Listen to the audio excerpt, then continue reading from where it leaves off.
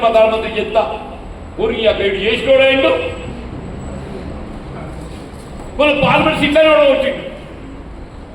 Mahabubnagar వేయింది, Chevella వేయింది, Secunderabad వేయింది, Malkajgiri వేయింది, Medak వేయింది. Nizamabad issue రోజు రోజు దియ్యి తీస్తాడు. పాపం రాహుల్ గాంధీ గారు కాలుకు బల్పం కట్టుకొని ఆడ కర్ణాటక రాష్ట్రం కానీ తెలంగాణ రాష్ట్రం కానీ కాంగ్రెస్ పోతారు ఏర్పాటు చేపిస్తే ఆడ 25 స్థానాలు ఉంటే కాంగ్రెస్ 9 గెలిచింది. కర్ణాటక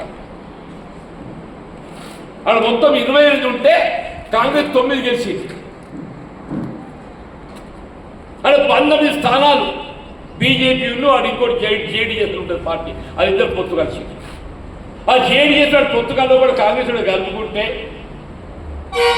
ఇక్కడ తెలంగాణ కాంగ్రెస్ 17 ఏదైతుందో ఓ 12, 13 వస్తే రాహుల్ గాంధీ ప్రధానమంత్రి అవుతుంది. రాహుల్ గాంధీ గారు ప్రధానమంత్రి కాలేకపోవడానికి కారణం ప్రధానంగా ఆయన కాలుకు బల్పం కట్టుకొని ఏ రాష్ట్రాలు గెలిపించిండో ఇదే తెలంగాణ రేవంత్ రెడ్డి, అదే కర్ణాటక రాష్ట్ర కాంగ్రెస్ ప్రభుత్వాలు కారణం అని చెప్పండి. నిజామాబాద్ చెప్పండి, ఆలోచించండి. తిరిగి మళ్ళీ రేవంత్ మేము రాహుల్ గాంధీ పదాలు ఎవరు ఆయన చేసుకోవాలి నీ సంగతి తెలుసు. రేవంత్ రెడ్డి కాంగ్రెస్ వచ్చి ఉడుగు లెక్కలు వచ్చినాడు. ఇంకే కాంగ్రెస్ పట్టగడతాదే అది వచ్చింది 2017 తర్వాత కాంగ్రెస్ వెళ్ళి అది కాదు ఏమంటాడు, ఏమన్నా వేం నరేందర్ రెడ్డి కూడా వేం నరేందర్ రెడ్డి ఎన్నొచ్చింది కాంగ్రెస్ పార్టీలో వచ్చి అది చేసిన సేవలేంది. ఓ చిన్నారెడ్డి వనపర్తి ఎమ్మెల్యే ఉండే, మంత్రి ఉండే, నాకన్నా నీతిపరు యూత్ కాంగ్రెస్ అధ్యక్షుడు ఏదైతే జీవితం ఆరంభించి మన వనపర్తి టికెట్ ఇచ్చి ఇచ్చేసింది.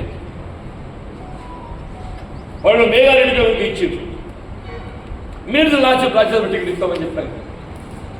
ఆమెకి ఇయ్యక ఏదో పాపం చిన్నారి పెద్ద మనిషికి ఇయ్యక ఈడెవడో వేం నరేందర్ అన్నట్టు ఇలా ప్రమాణ స్వీకారం చేస్తున్నాడు. ఇది చేసింది ఏంటే రేవంత్ రెడ్డికి వ్యక్తిగత సహాయకుడు.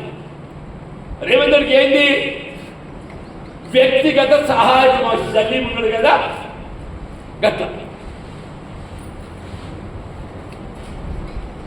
లేకుండా పాపం మధుయాష్ గారికి ఇచ్చేది నేనే.